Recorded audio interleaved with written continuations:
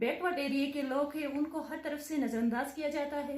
تو اس لیے میں ابھی کوئی ووٹ نہیں ڈال رہی ہوں, کیونکہ ہم جس پارٹی کو سپورٹ کرتے ہیں وہاں سے ہمیں کوئی فیسلٹی نہیں ملتا ہے, تو پھر ووٹ کس چیز کا؟ ووٹ دیں گے ہی پی ٹی آئی کو, بھلے جتنی ہی مہنگائی کیوں نہ آئے, کیونکہ مہنگائی آیا کیوں, ریزن یہی ہے کہ ظاہر بات انہوں نے سب کچھ ہر چیز کا بیڑا غرق کیا. اس پٹائی گورنمنٹ سے ساتھ ہم نے بہت ساتھ دیے تھے, لیکن ہمارے ساتھ کوئی بھی تعاون نہیں کیا آج تک. جو باہر ہے تو ان کو ہم نہیں دے سکتے نا, کیسے دے دیں گے؟ وہ باہر بیٹھ کے پاکستان میں کام نہیں چلے گا.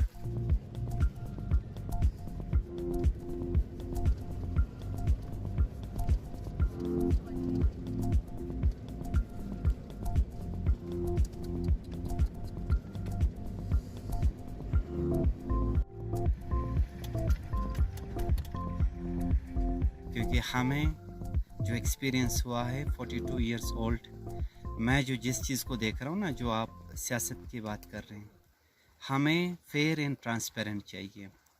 کرپشن سے بھرا ہوا ہے, ٹھیک ہے نا, چاہے وہ پیپلز پارٹی ہو یا نون لیگ ہو یا کوئی اور ہو, ہمیں کسی سے کوئی توقع نہیں ہے. جو بھیڑا غرق کیا ہے اب مزید ہم اس کو نہیں دیکھنا چاہتے.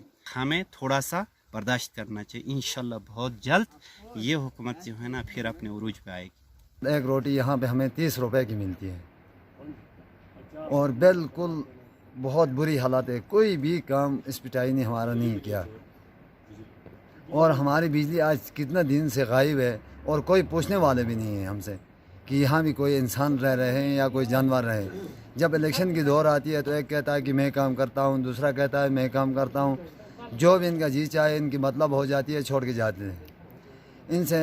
اور جو پیپل کی گورنمنٹ تھی وہ بھی اچھی تھی, ان کی گورنمنٹ بہت اچھی تھی, اور وہ ہمارے ساتھ تعاون بھی تھی, اور غریبوں کے لیے کھانے کے لیے روٹی عام مل رہی تھی, اور بے روزگاری اتنی نہیں تھی. یہ الیکشن میں ہم پی پی کو ووٹ دیں گے یا نون کو دیں گے, اور اس پی ٹی آئی کو تو ہم کبھی بھی ووٹ نہیں دیں گے. اس سال جو الیکشن ہونے والا ہے وہ زیادہ تر پی ٹی آئی اور پیپلز پارٹی کے درمیان ہے, اور اس سال تو ہمیں لگ رہا ہے کہ پی ٹی آئی کو زیادہ ووٹ ملے گا. اور میں پارٹی کے بارے میں آپ نے پوچھا, ویسا عمران خان بہت پیارا ہے, لیکن پہلے ہم نے دیا ان کو ووٹ بھی دیا, لیکن ہم نے کہا یہ برج بنانا ہے ہمیں, تو وہ بھی ہمیں نہیں بنایا. تو اس لیے میں نے کہا اس سال میں عمران خان کو دے دیں گے. یہ تو ہمارے علاقے کے سب سے بڑا مسائل تو ہائی اسکول نہیں ہے اس گاؤں میں, اس کا مسائل ہے. اس کے بعد جو ڈلیوری کیس ہوتے ہیں اس کے ہاسپیٹل نہیں ہے, اور ہمارا جو اس کا پانی کا مسائل ہے. اور اس کالج اسکول نومل میں بننے والا تھا, یہاں پر نہیں بنا.